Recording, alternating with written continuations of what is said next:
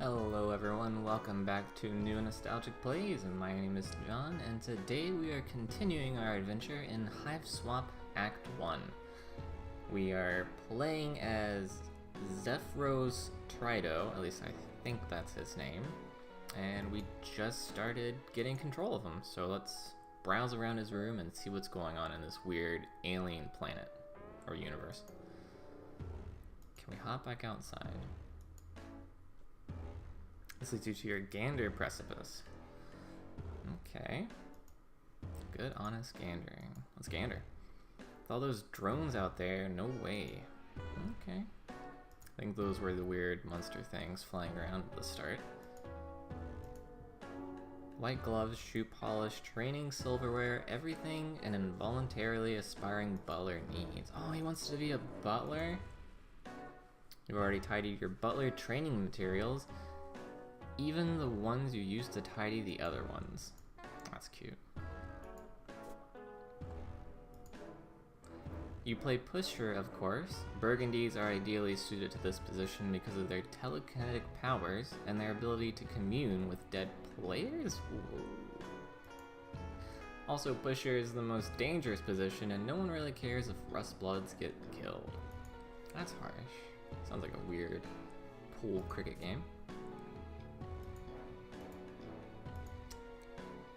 You use these to practice your budding powers of telekinesis. You still aren't very good yet, but you sure showed these spoons who's boss. Okay, so he's a rustblood. And apparently people don't really care if they die, but he has telekinetic powers. You don't use your hands to bend spoons, use the power of the imagination, by which you mean your weak, unreliable psychic powers. Oh, so he's not very good. Your Where Grid Study Scroll. To be honest, only indigos really care about what fork goes where, and they crush anything they pick up anyway. Pretty much got this memorized already. It's like fork, fork, mega fork, micro fork, knife fork, fool's fork. That about covers it. I think this is their bed. You're reminded of the weak tetragrammic made you sleep on the floor as a training exercise. It was hard at first, and maybe he could have told you it was the training exercise beforehand, instead of just saying, sleep on the floor until I tell you otherwise. But it really toughened you up. You can sleep anywhere now. The Tetrarch is always making sure you're prepared for anything. Sounds like a great friend. This is roughly around when you might normally be going to sleep, but the current circumstances, i.e. your imminent death if you don't escape, are not conducive to sleep. They are conducive to dying, though. Wait, why do we have to escape? Arena stickball has always been the only time you really feel like yourself. When you're out on the velvet, your prowler defending you against the opposing prowlers and zappers, and you guess thinking about it too much makes you a little sad now. I'm sad. Let's reminisce. Looking at the dozer always helps you get to sleep, and looking at the snow globe always makes you nervous. You know it's not a real one, but still.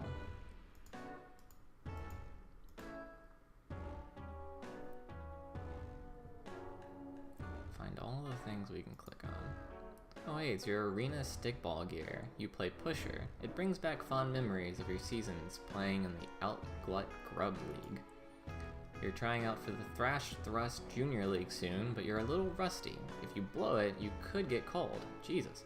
Between band practice with Tetragrammic, Revolution lectures from Tetragrammic, and buttling practice, you mostly serve Tetragrammic, you really haven't had the time you need to practice.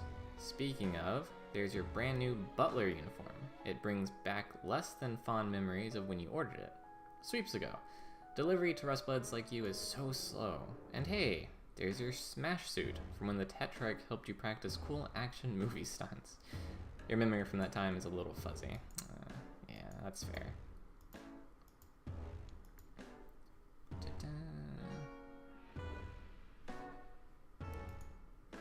You'll never forget the season your arena stickball team took 3rd place in the Outglut Grub League.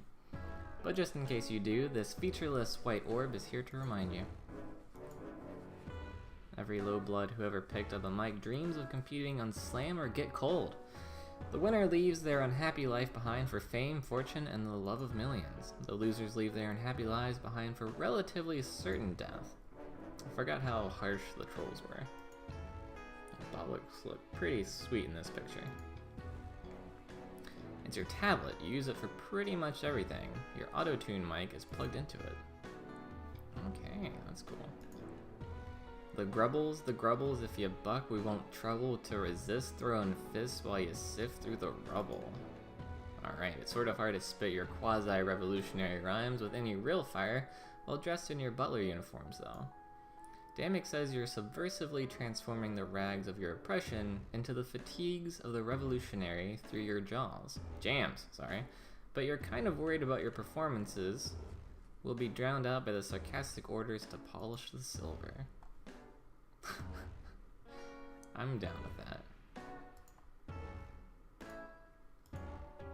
It's your tablet, use it for pretty much all computing needs. Perfect device for a kid on the go, except you spend most of your time at home, so it usually just stays right here in your room.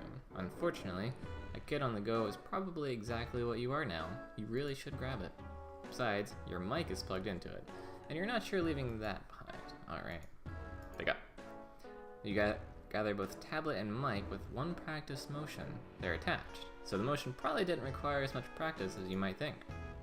You then proceed to have this conversation again from the other side. It's all news to Zephyros, but it'd be a little dull to read the whole thing over again. Let's just pick up where we left off. Do you want me to say more alien things? Okay.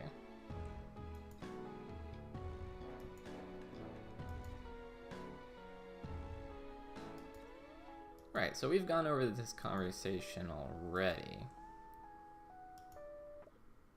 I think. And there's Joey. Oh, yeah, you're definitely an alien. Or you have some strange collection of grotesque physical and mental diseases. Either way, you need my help. Okay, that much is definitely true. I'm pretty sure I heard the monster scratching at the door. He's probably hungry. Anyway, man, if you're an alien, we've got to get you out of here. The heiress hates aliens. Hi. The what? The heiress. Oh, well, she's awful and controls everything, basically. I mean, I doubt she's ever met one. But to hear her talk, she hates aliens as much as she hates slowbloods. Which I guess you also are. You're practically a member of the Resistance already. I'm not sure whether to be really confused or really concerned about you. Do you need help? One time when things got really bad with my brother, my babysitter took him to the doctor and it seemed to help. What's a brother? What's a babysitter? What's a doctor? What's a brother? Wow, you are so lucky.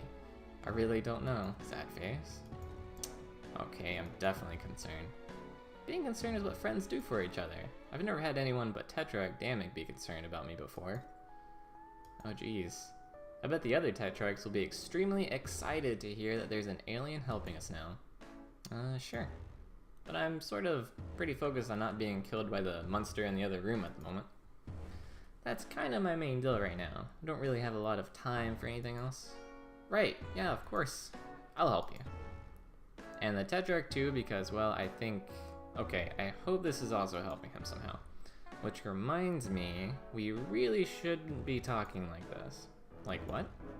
Tetrarch Damek says we always have to assume our communications are being monitored. And this is exactly the kind of conversation I shouldn't be having. Oh man, I better hurry up and get over there. On my way now. Please don't message me anymore. It's dangerous. BRB. In person, I mean. He is smooth. Can we actually switch perspectives? Because if so, that is awesome. Let's pop out of here first. You haven't had as much time to practice since Damek got you to join the Grubbles, or yeah. Can we actually leave first before we switch to her? Wow, the artwork for this game is so pretty. The door to your Lussus shed? Where your Lussus sleeps in theory. In practice, though, he sleeps wherever the hell he wants. Sometimes in a branch, sometimes in less convenient places. Oh, that's his losses. So in the Homestuck world, trolls kind of have guardians, which are these weird white creatures, and they come in different shapes and sizes. I'm not too sure what this one is, though. When you were just a little wiggler, curling up with your lusses made you feel safe and the world seemed scary, which was often. Geez, come to think of it, the two of you haven't played on the tree in a long time. Maybe that's why he's been so lazy. Well, at least it looks like the two of you will be both getting some exercise in the immediate future. He always giving you leaves to eat. You wouldn't munch on them for his benefit, mostly. Come to think of it, though, you have always been pretty strong. Could those bitter leaves you gnawed on as a wiggler have something to do with that? Some super leaves. Gleaning supplies, the noble instruments of your future career, you guess. It kind of depresses you to keep them anywhere you'd like to have fun, so you just dump them at the end of the hallway. That's clean. Maybe if your hallway is really clean, the drones will stop trying to burn your neighborhood down and kill you? There's that rust blood moxie. Oh, so many pictures to look at.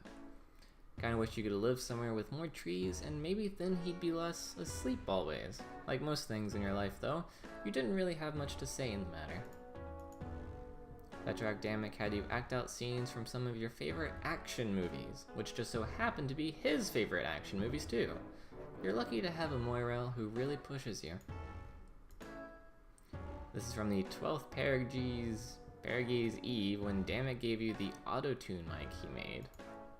This was his way of letting you know he'd started a band and that you were the singer, and also that your voice could use a little help. You still can't believe they got a shot of you at the exact moment you clobbered the clover. What a lucky break. Zephyros is really cute. Okay. Can we look at any of these pictures?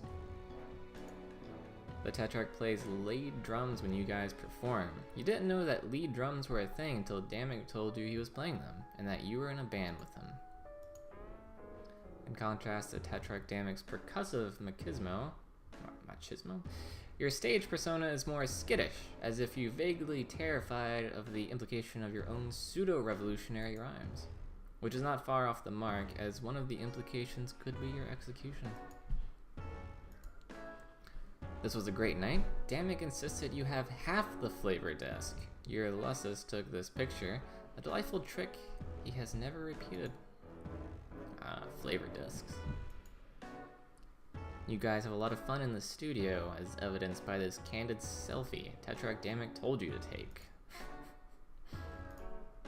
Look at you, so carefree. You wish you were gearing up to play right now. He's so small. You were so excited to show him that branch, he ate all the leaves in one very slow bite, and you were left with a pretty decent hive-made Q-bat. The first Q-bat you ever had, actually. Part of their game. Ooh. Your smear spinner has gotten a lot of use lately. Why, just look at that even glisten of mucus on the floor. Beautiful. You could almost take a pride in it. Okay, don't want to go downstairs. Let's check out what's in this room. Okay, nothing's buzzing yet, so we're good. The door to your rumpus room. Alright, that's awesome. What do we got? The Thrash Thrust Snow Globes are the best team to ever play the sport of lords, and that is simply all there is to say on the matter. Playing for them is your dream. Alright. Slowly mouse over everything until I can start clicking on stuff. The crust of the Alternian Pro Arena Stickball League, with all 15 balls. In a real game of Arena Stickball, these are the different sizes and each has its own distinct powers. Wait. Powers? Okay, that's weird. Paul's right at the height? Yeah, height. Jesus. Of exciting sport. I cannot talk today. Let's look. They release a new Arena Stickball game, Grub, like 6 times as sweet. And every time you buy it, like a sucker and act surprised when nothing's different. It's like, what are they gonna do? Change the rules? I guess so. Let's play it. Nah, you're pretty busy right now. Only chumps play video games when they have obligations they should be tending to. It's your Cubat, your most prized piece of arena stickball equipment. Better bring this with you. Let's equip it, please. You try to pull the Cubat free, but it seems you wedged it in there a little too tight. Whoops. I need to find something to help you pry it loose. I thought we were telekinetic. Your splay sack. A chair bag filled with soap or slime. Proximity to the slime helps you relax without actually making you fall asleep, like your reciprocoon does, which is our bed. Some trolls actually eat soap or slime, which helps them be really stupid. Sometimes when you're tired, you just kind of chill out here in your splay sack for a few hours, instead of going to sleep in your reciprocoon. Sometimes when you do that, you think about your life, and the decisions you've made and how much of a choice you ever really had about a lot of things. You try not to dwell on stuff like that though. And after my own heart. Nothing like a little recessed tabletop arena stickball with your best bud. Too bad he's not around right now. Maybe later. Nah, we'll play it. Ah, okay. Can't play it by ourselves. Your Zoltan Matsos Bobble Nug figurine, it's the jewel of your collection. You've taken some pretty good thumbs to the Nug Bone in your day. The pusher is the only player allowed to score, so they're prime targets for the opposing defense. That helmet's so worn out that it's basically worthless, except for its sentimental value, which is still pretty low. Let's finally look at this and play whatever the hell it is. Sports Vault? It's a huge heavy vault themed with sports, arena stickball specifically, and obviously. It's the only place in the hive you can store food for your Lussus. He's so strong, he could easily break into any other hiding place. It has a special telekinesis-based interface. It tends to wear you out a little, and the combination is pretty hard to remember. Let's open it. Can't open the sports vault with your hands. Try thinking before you act. Okay. Oh, duh. Can't quite lift the Cubat with your telekinesis. The best pushers can, but you're not one of them. Now we have to use telekinesis on everything. That would be cheating, or would it? You're actually not entirely sure. You guess it doesn't matter since you're not playing against anyone anyways.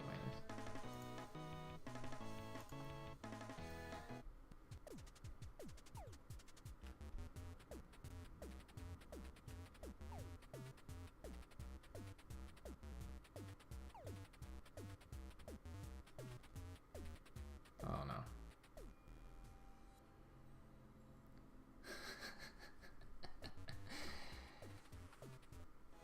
Oof, that's a rough one. It can be hard to remember. Oh no. Let's try one more time.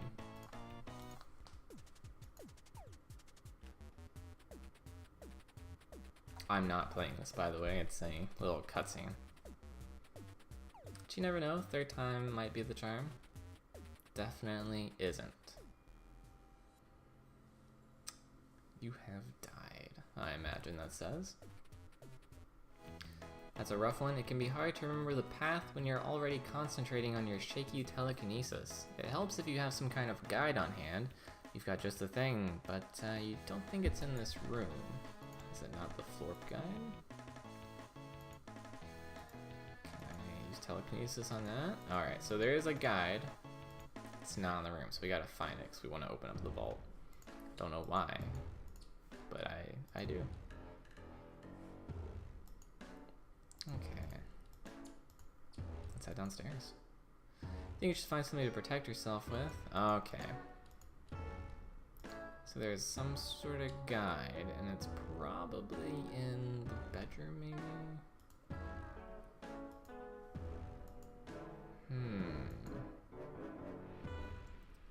Another puzzle.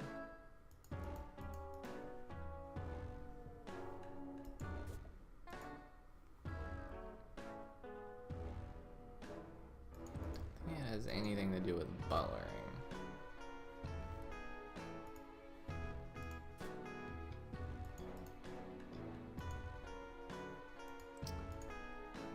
Definitely not that either.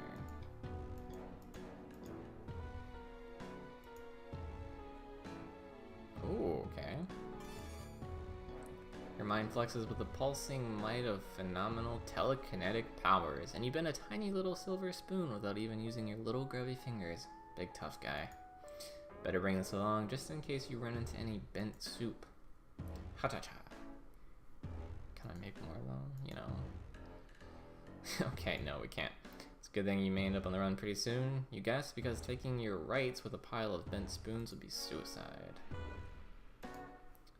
So we have bent spoon now. Don't know exactly what that's gonna do, but let's use telekinesis on just about anything.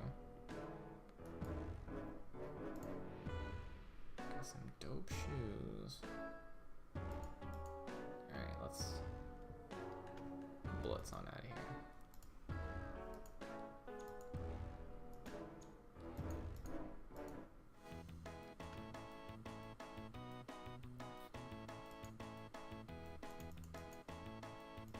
Okay.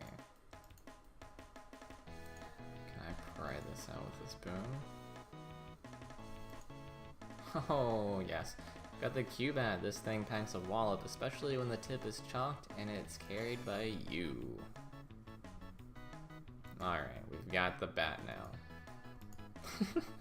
The Cubat is way too big for the precise, delicate, intellectual sport maneuvers necessary to solve the sports fault locking mechanism. Damn. Can we bust up our, Yeah, let's not do that. Now we can go downstairs, though. Ooh.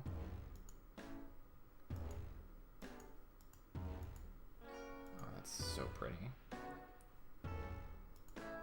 You designed your hive around this tree, hoping it would grow along with you and your lessons. That's adorable.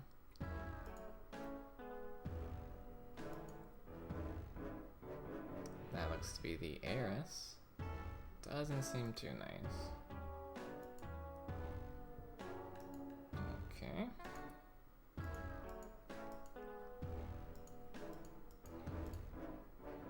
These lounge planks aren't full of soap or slime or anything like that. They're just comfortable horizontal surfaces suited to either the sitting or lying prone positions. There's the window right there. As a Rustblood, you're not permitted to have luxurious circular discs, only the standard hexagons. That's gotta be rough. Come on this way, see what we can see.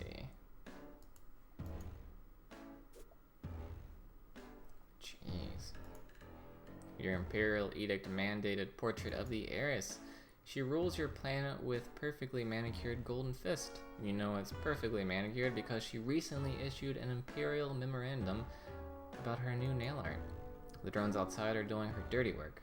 She'll have a shiny top coat of blood after tonight, all of it common hued. Ooh, that's harsh. Okay, let's bounce. You subscribe to a wide variety of hip periodicals. Arena Stickball Illustrated, Grubs Diurnally. These are actually the only titles you know. The rest always incorporate the magazine's name on the cover into some sick graphic design to the point that you can't actually tell what the name is. This one with the graffiti of a muscle beast throwing up his usually about movies, though. Oh, okay. Be nice if I could get through this with reading properly. Can't check out these pictures either, but we can look outside. You know, this way would be easy prey for the drones. Then let's not go that way. You mean save Joey? That's what she meant. Okay, we'll save Joey.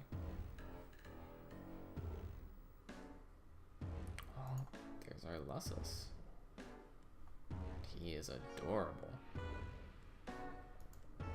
Aw, dang it, your Lussus is sleeping somewhere totally inconvenient again. Come on, wake up. Zoo Smell. Yeah, that's a good name. Move? You ask Zoo Smell to move. At first, you're friendly and casual, as if you expect him to move easily. Then you try being polite, but a little distant. Your tone becomes annoyed, then firm, followed by stern, finally shifting to angered. Nothing works. You just can't reach him lately. The only thing Zoosmell seems to care about is his sloth treats. Alright, let's get this big boy some sloth treats. But we will do that next episode. If you are enjoying the content and like to see more, please like and subscribe, or leave a comment below to see what else you'd like to see, or tell me how it's going. Until next time.